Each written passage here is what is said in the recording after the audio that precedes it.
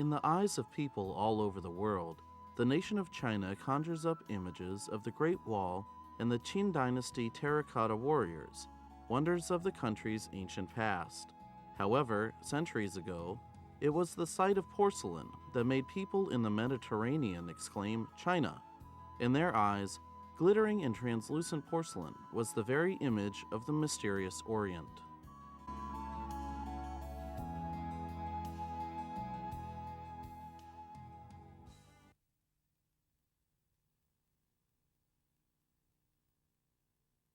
In the city of Xi'an stands an army that never speaks. This huge formation of life-size terracotta pottery figures was created around 200 BC, even before the birth of Christ.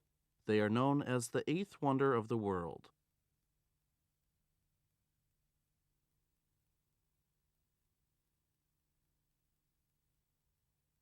Not far from where the terracotta warriors were found lay the ruins of a village from the ancient Banpo civilization.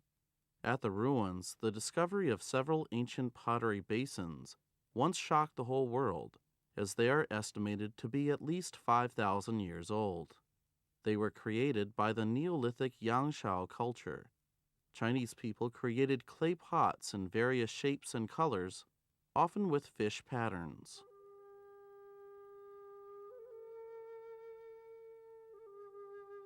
Early Chinese potters found by chance that plant ashes, when put on unfinished pots, became beautiful and crystalline when fired.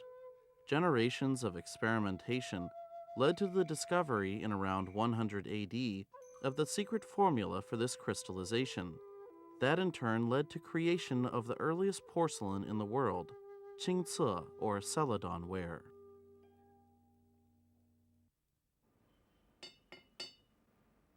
How can one tell pottery from porcelain? When hit slightly, porcelain produces the clear sound. The surface of porcelain is waterproof. Unfinished porcelain is pure white with a smooth, refined texture. The differences in porcelain and clay come from different compositions.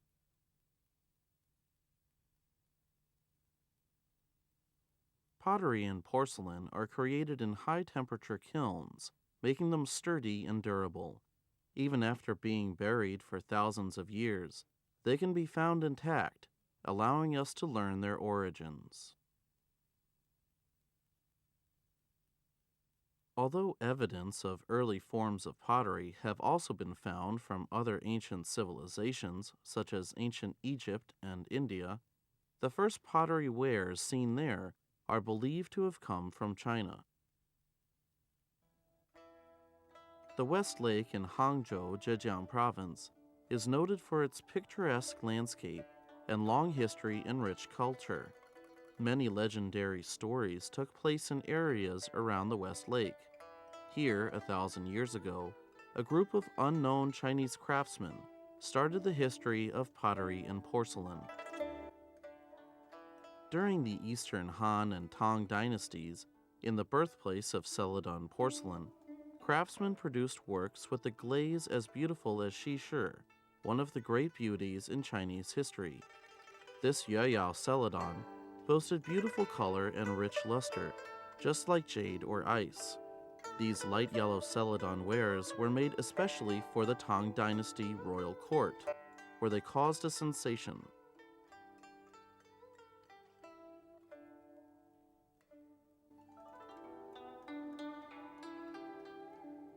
Another type of white porcelain created in the Tang dynasty, which looks velvety and snowy, was manufactured in the Xingyao kiln in Hebei province. The Han and Tang dynasties were two of the most prosperous and powerful feudal dynasties in Chinese history. Their cultures contributed greatly to world civilizations. Pottery and Portland, to some degree, embody China's civilization of that era, and were highly valued all over the world. Tangsan Cai, or tricolored glazed pottery of the Tang dynasty, originated during the reign of Emperor Gaozong. Tangsan Cai was marked by beautiful colors and well-crafted, elegant shapes. In fact, more than 3 colors appear in Tangsan Cai pottery. Its name comes from Chinese tradition. in which the numbers 3, 6, and 9 mean many. Not long after the creation of pottery and porcelain, it was introduced through the old Silk Road to every corner of the world. The Silk Road started in Chang'an, the capital of the Han and Tang dynasties, and ran west through the Yunnan Pass in Dunhuang, Gansu Province. This ancient trade route, crossing the Gobi Desert, continued west in two parallel directions. After going through the mountains and grasslands of Asia Minor, the Silk Road reached the Greek peninsula. Through this road, many people got to see Chinese pottery and porcelain. Arabian and Persian businessmen traveled east and west along this route. Their trading played an important part in promoting cultural exchange between the East and West. They not only brought Chinaware and silk from China to the West, but also introduced Chinese culture and advanced technologies to Western Asia and Europe.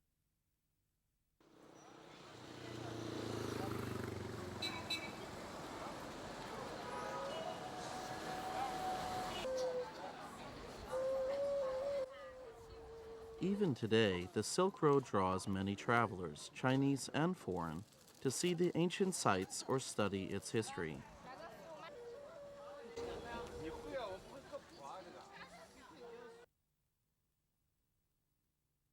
Pottery and porcelain making technology matured in China around the year 1000 AD, when potters could distinguish subtle differences in various clays and could fine-tune their furnaces. In the Song dynasty, pottery and porcelain workshops had clear divisions of labor, and the manufacturing process took hundreds of steps. Mass production hit pottery and porcelain making in China.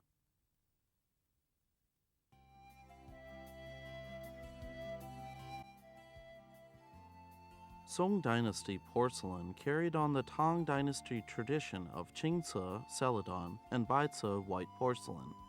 At that time, porcelain kilns could be found everywhere in China.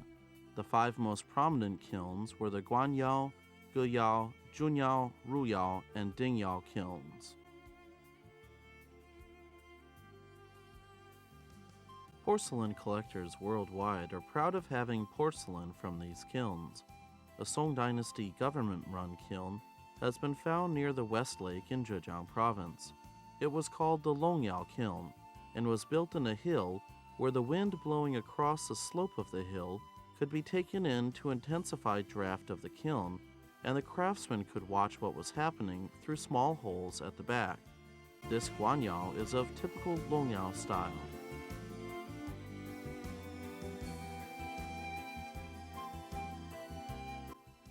Celadon wares from Guanyao kilns had a solemn style similar to the bronze wares of China's Shang and Zhou dynasties.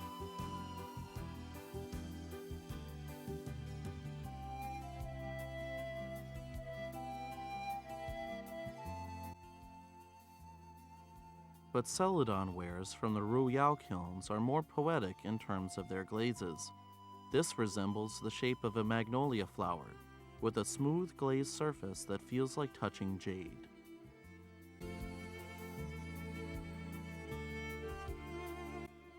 The Dingyao kiln in Dingzhou of Hebei province followed the Tang dynasty tradition of making white porcelain. These pieces were pure white with glassy surfaces. The main colors of Guyao kiln porcelains were elegant steel gray and cream. Junyao kiln celadon wares were noted for a unique variety of glazed colors.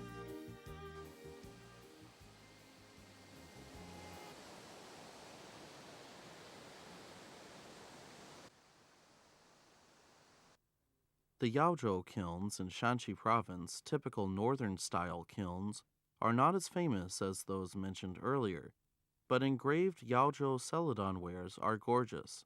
Coal was used to fire these kilns as early as in the Song dynasty.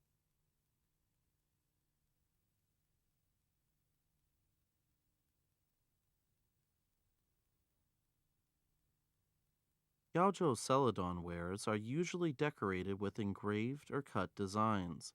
Their strong lines represent the best craftsmanship of their time.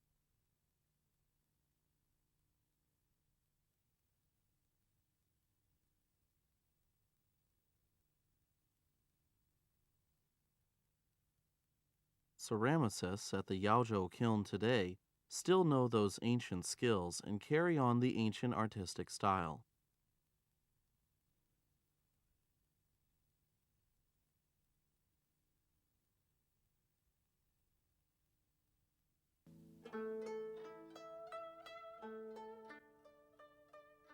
For a long time, Chinese pottery and porcelain were unrivaled in the world, but the Silk Road, due to its long distance and environmental changes, became more and more difficult to travel. So merchants began to look to the sea as an alternative for cultural exchange and foreign trade.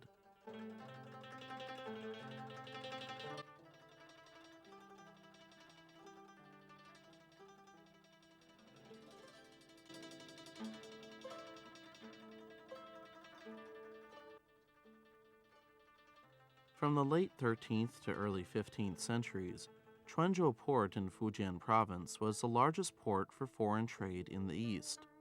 This is the wreck of a Song Dynasty merchant ship found in Quanzhou. Judged by this model, Song shipbuilders were very skilled, and Chinese ships were capable of sailing across oceans. Today in Quanzhou stands a mosque built in the northern Song Dynasty, proving exchange between the Middle East and Persia and ancient China.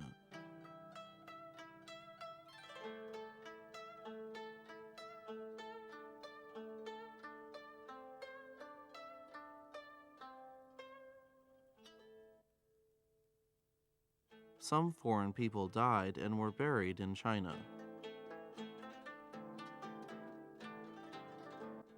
During the Song and Yuan dynasties, there were two sea routes for exporting pottery and porcelain. One started from ports in today's Fujian and Zhejiang provinces, hit Korea, and then headed to Japan. The other one ran through Southeast Asia and went further west, along the Indian Peninsula to the Persian Gulf, the Red Sea, and then Egypt and other African nations. Thanks to the booming marine trade, Quanzhou became the key port for exporting products from the Longchuan kiln in neighboring Zhejiang province. The products were shipped from Quanzhou port to every market in the world. The Longchuan celadon at that time was world famous. Its beauty inspired the French to call it celadon, after the name of a shepherd girl in a French folk tale.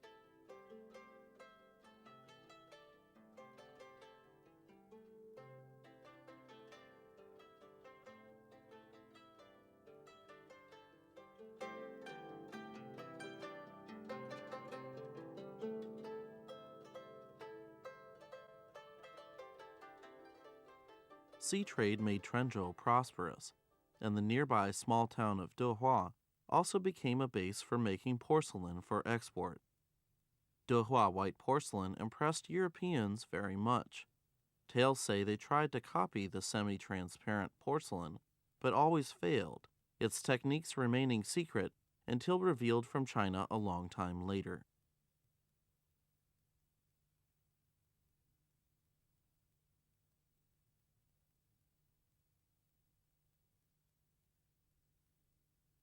Dehua porcelain has a long history. At first, people used Longyao-style kilns to make porcelain. 这种就是属于支垫，支垫呢是用来调节山坡高低不平的这种自然这个条件啊。那像这里呢，这个你看，这个支垫呢比较高一点，这个比较矮一点。它的匣脖呢大小匣脖是这样子套啊，套在这里，那一个一个叠上去。Later, the staircase kiln was invented. It kept a stable temperature better than the Longyao kiln and was easier to control, leading to a major improvement in production. A naval expedition led by the royal eunuch Zheng He of the Ming Dynasty to Western Asia and the Middle East opened China's eyes to the world and vice versa. In Quanzhou, a 500-year-old stone stela records the rituals Zheng He conducted before starting the expedition.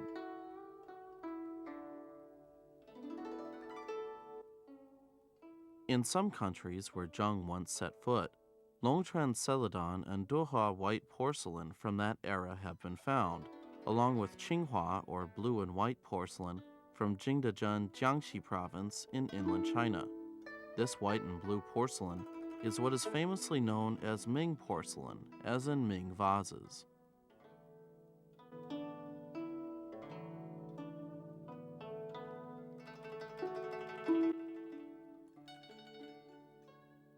The glaze of Qinghua porcelain is cobalt oxide, which has a stable coloring effect. Designs and patterns were engraved on the rough cast and then coated with a hard transparent glaze that is very durable. Therefore, blue and white glazed pieces excavated after hundreds of years can still look new. Qinghua was a significant step forward in the history of porcelain making.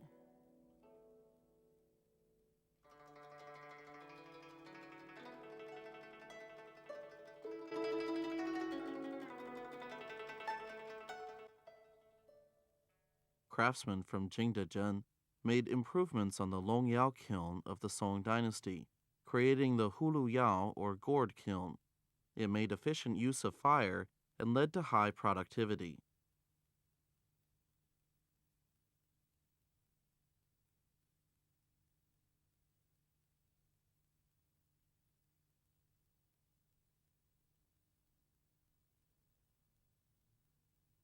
Today, there are many small porcelain workshops along the ruins of the Ming Dynasty kilns, which still use the gourd kiln.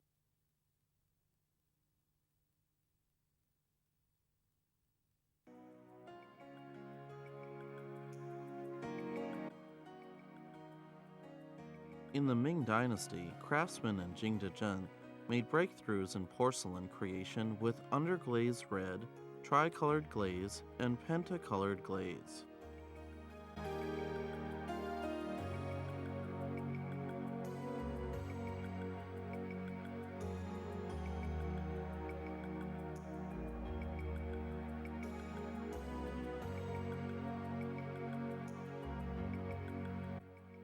Museums in Nanjing and Yangzhou, Jiangsu province, are home to precious underglazed red porcelain pieces made in Jingdezhen during the Ming Dynasty. It was very difficult to produce underglazed red chinaware, which explains why such pieces are rare and expensive today.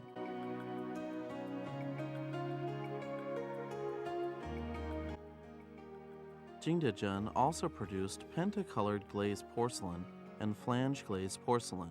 The outstanding workmanship of ceramicists in Jingdezhen helped shift China's porcelain production center from Zhejiang to Jiangxi, particularly to Jingdezhen. Massive market demand at home and abroad turned Jingdezhen into the nation's major porcelain base and improved craftsmanship.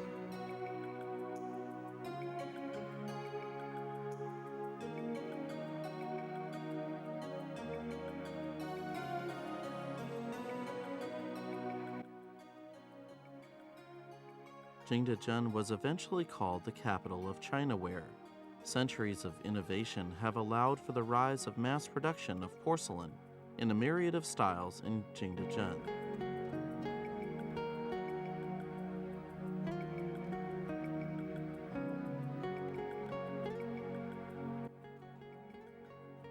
The precious, beautiful Chinaware created by brilliant ancient Chinese has an important place in the history of world art, and it also has had a profound impact on the world's civilization.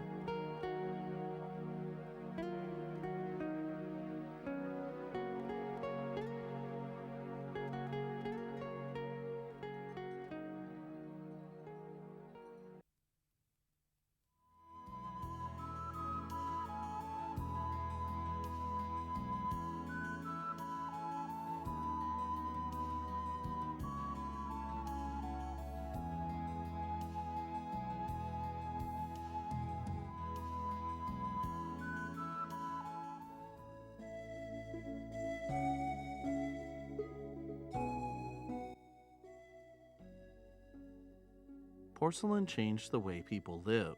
Archaeologists have found pieces of Chinese porcelain in ancient ruins around the world, attesting to the spread of ancient China's civilization.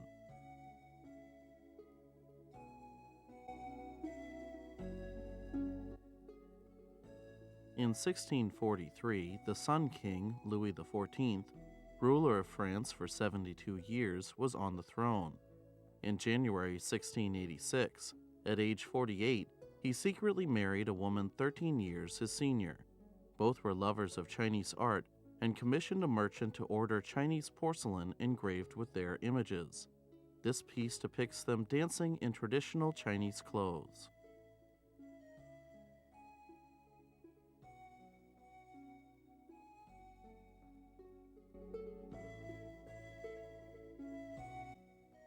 There is no doubt that ancient Chinese potters and ceramicists were highly innovative and creative. The relevant question is, what is the home of pottery and porcelain like today?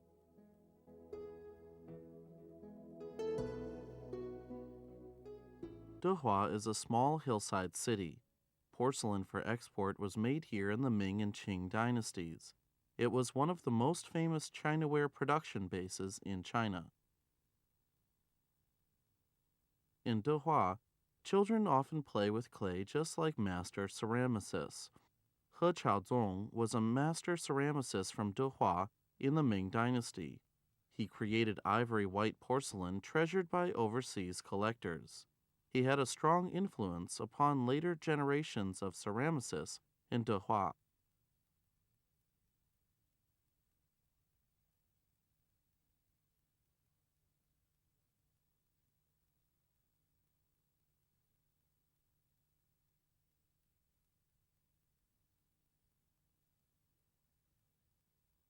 The refined texture of Dehua ivory white porcelain comes from kaolin clay, which is very pure and easy to find in Dehua.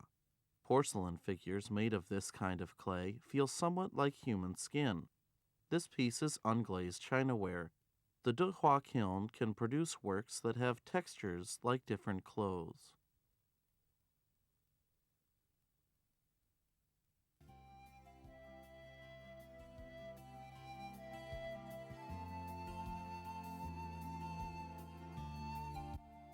In Dehua, making each piece of porcelain takes more than 100 steps. The younger generation of craftsmen has not only carried on the tradition, but also expanded the range of themes. They create bold impressions of modern life rather than traditional religious themes. These porcelain works represent the pinnacle of traditional skills.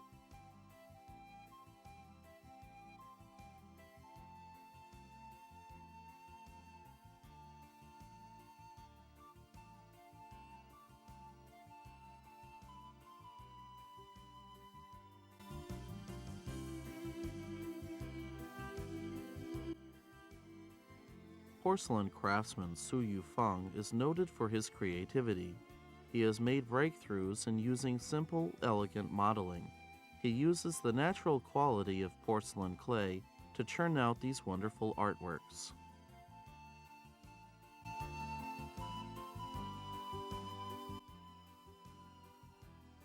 Despite undergoing centuries of great changes, Dehua porcelain has kept hold of its charm.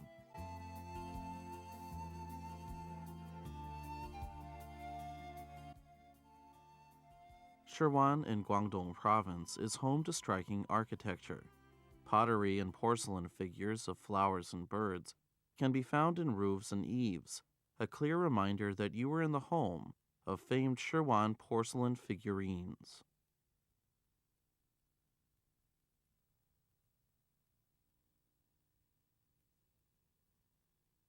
Today, most masters of porcelain figurines work in the Shiwan Fine Chinaware Factory. They are outstanding craftsmen.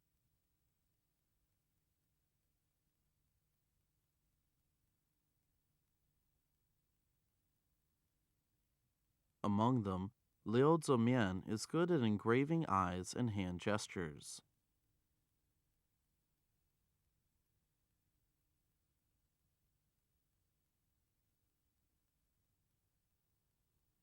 Huang Songjian has almost unrivaled skills in sculpting porcelain figurines. He also knows how to use traditional tools and techniques to pinch figurines.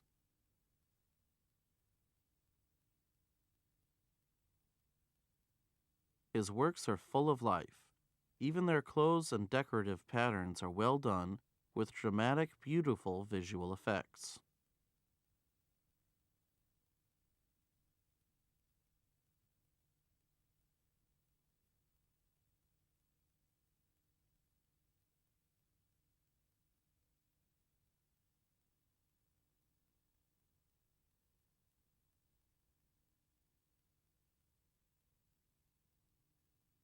Mei Wending is famous for integrating traditional Chinese porcelain skills with contemporary tastes. He adds Chinese calligraphy to his modern engravings, giving them greater cultural significance.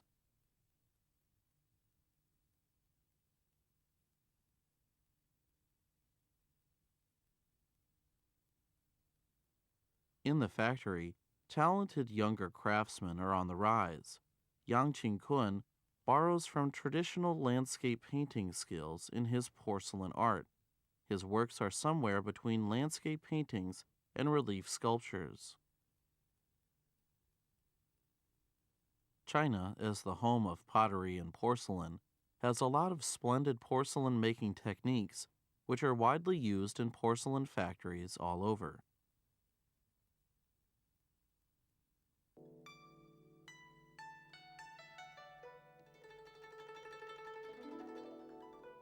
The southern Chinese city of Yixing is renowned for its landscape and beautiful pottery products.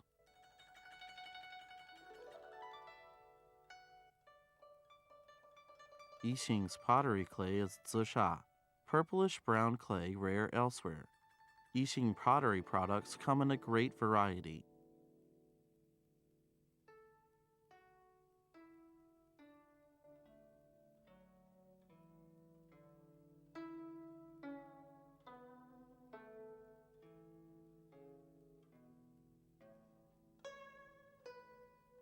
Actually, zisha is not clay, but a kind of mineral deposit.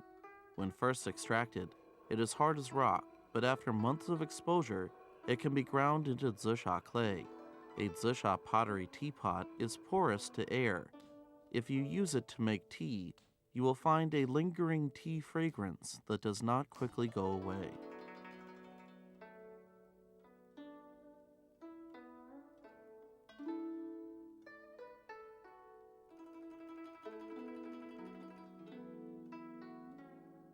For that quality, zisha pottery is the favorite of Chinese intellectuals and has an important place in China's tea culture.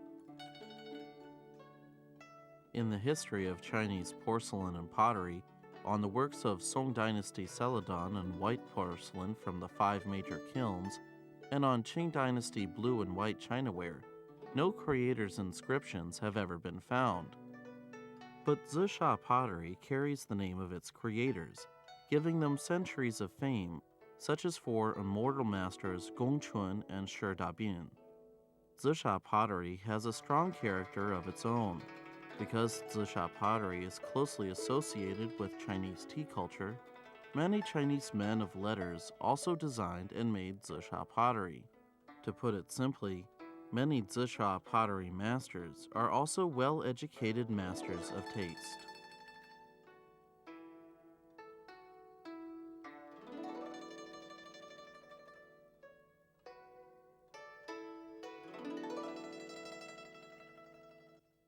Take Zisha master Lu Yaochen, for example.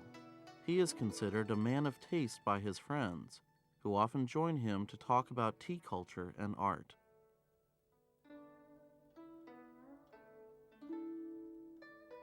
Lu is a local opera buff and he sings pretty well. Lu is called the magic master of Zisha pottery by collectors. His Zisha pottery works cover an impressive range of shapes and styles and are highly valued by collectors.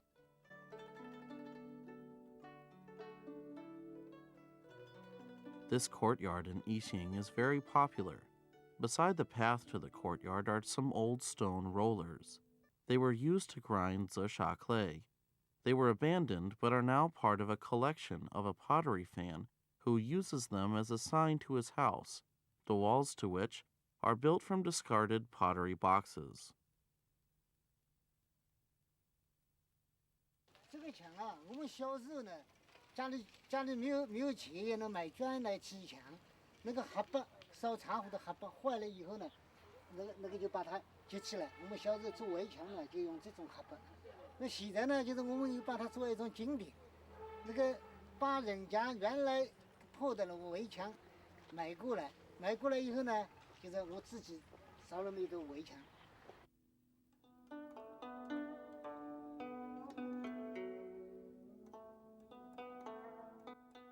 Entering his courtyard, one finds a museum of pottery and porcelain history.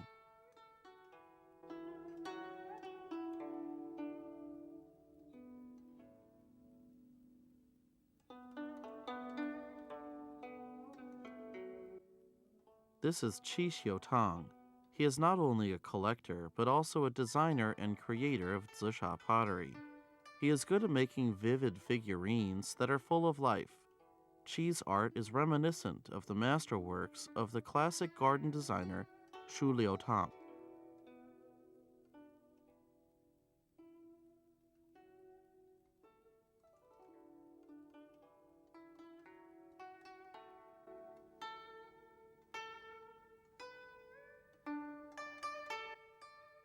In creating zisha pottery products, women artists have developed their own styles. Wang Yanxian's zisha designs have a feminine beauty.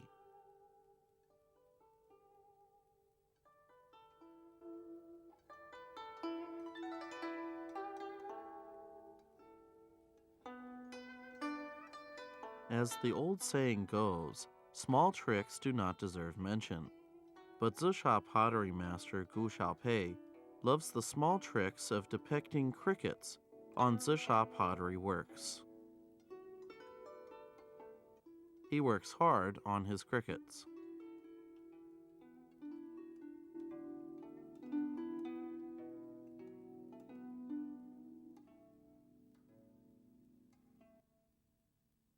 He gives zisha teapots a wild flavor. Sipping tea, appreciating teapots, and cricket fighting were traditional pastimes of China's literati.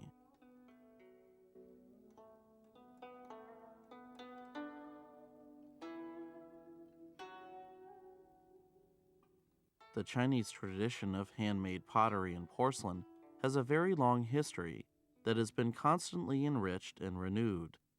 That may explain the everlasting charm of Chinese porcelain and pottery.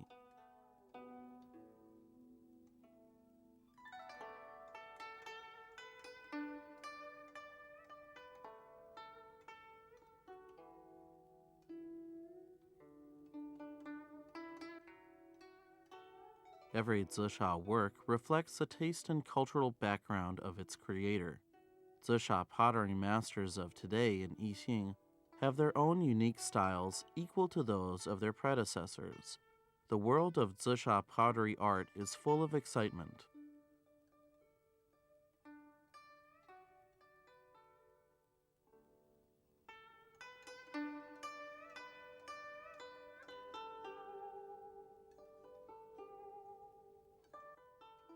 Porcelain and pottery are not only works of art, but also useful in daily life.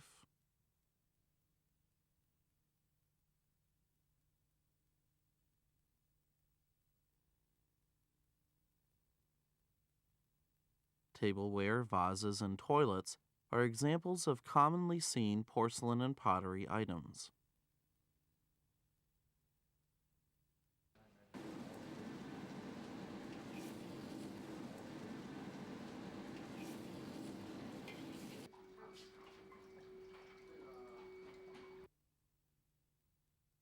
Great tableware adds to the flavor of delicious food.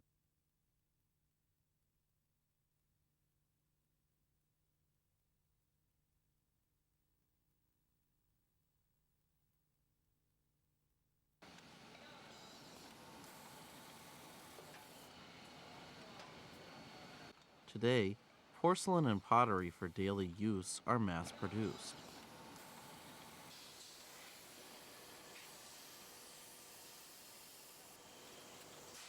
The tunnel kilns used are much larger than the Longyao kilns of ancient China. Some use clean burning, energy saving natural gas. Computers are used to control kiln temperatures. Refined, delicate porcelain and pottery, formerly only accessible to the rich, are now mass produced in factories in China, making them obtainable for common Chinese families.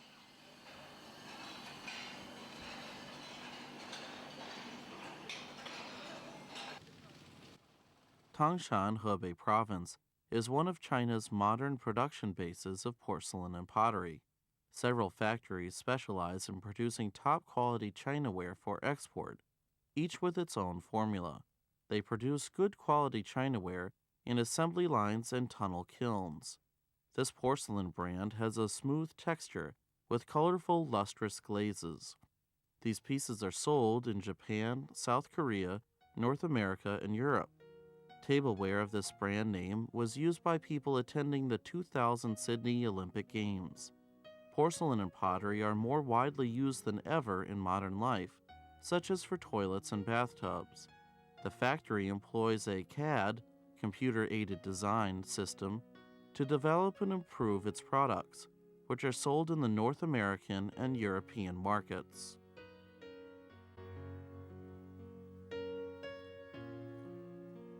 Modern technologies have made great advances in porcelain and pottery manufacturing and apply to a wide range of human activities, such as the use of high-temperature ceramics on spacecraft.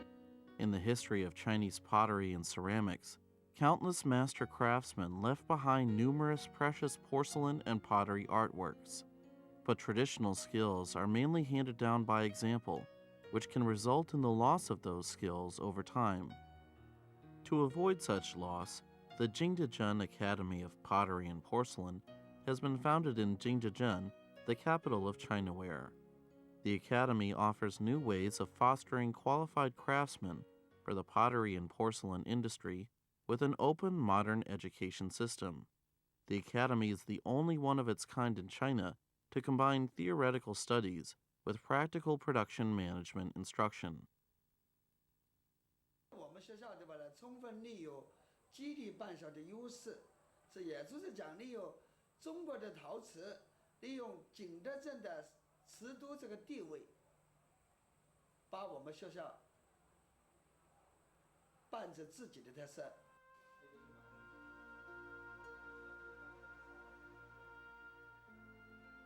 Under teachers' guidance, students can give full play to their own creativity and experiment with different areas of pottery and porcelain making.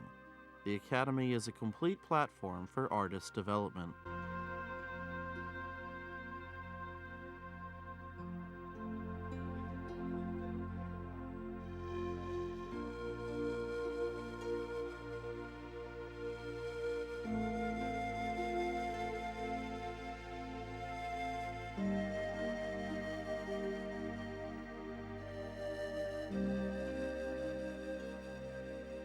Every generation of artists has its heyday. So, even after 1,000 years of glory, China's pottery and porcelain art faces an even more promising future.